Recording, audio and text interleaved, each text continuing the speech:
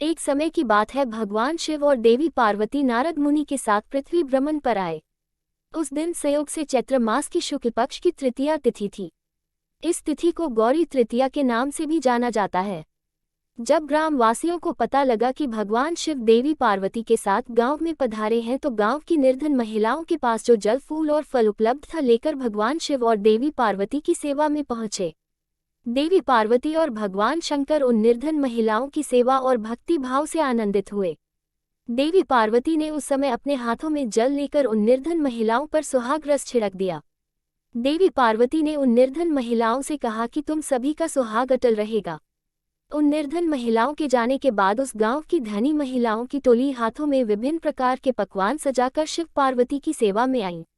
देवी पार्वती की ओर देखकर भगवान शिव ने कहा कि तुमने तो सारा सुहाग रस निर्धन महिलाओं में बांट दिया है, अब इन्हें क्या दोगी?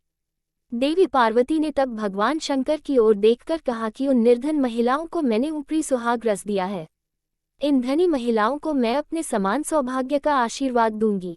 इसके बाद देवी पार्वती ने अपनी एक उंगली को काटकर उससे निकलने वाले रक्त को सभी धनी महिलाओं के ऊपर छिड़क दिया। जिसके ऊपर जैसा रक्त गिरता गया, उसे उतना सुहाग मिलता गया। इस तरह देवी पार्वती ने चैत्र शुक्ल तृतीया तिथि को निर्धन और धनी महिलाओं को सुहाग बांटा था।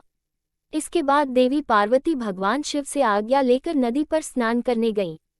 स्नान के बाद देवी पार्वती ने बालू के ढेर से एक शिवलिंग तैयार किया और उसकी पूजा की।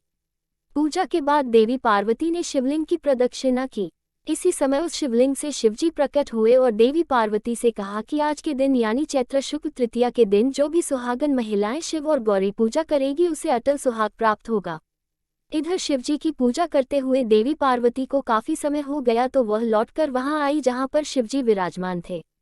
देवी पार्वती से भगवान भोलेनाथ ने पूछा कि काफी समय लग गया आने में।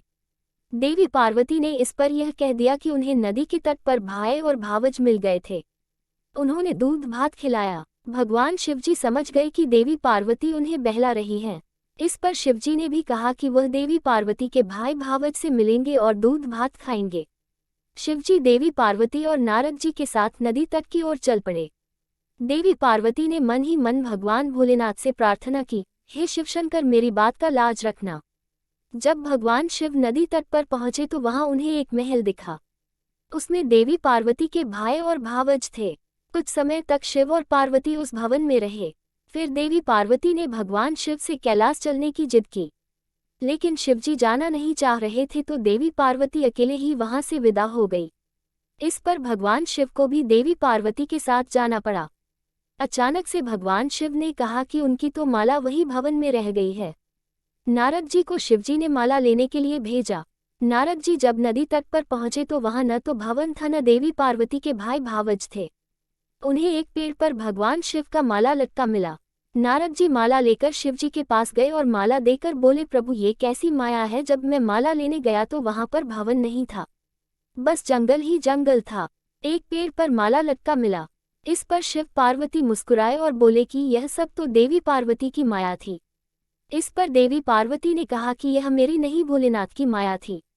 नारद जी ने कहा कि आप दोनों की माया आप दोनों ही जाने। आप दोनों की जो भक्ति भाव से पूजा करेगा, उनका प्रेम भी आप दोनों जैसा बना रहेगा।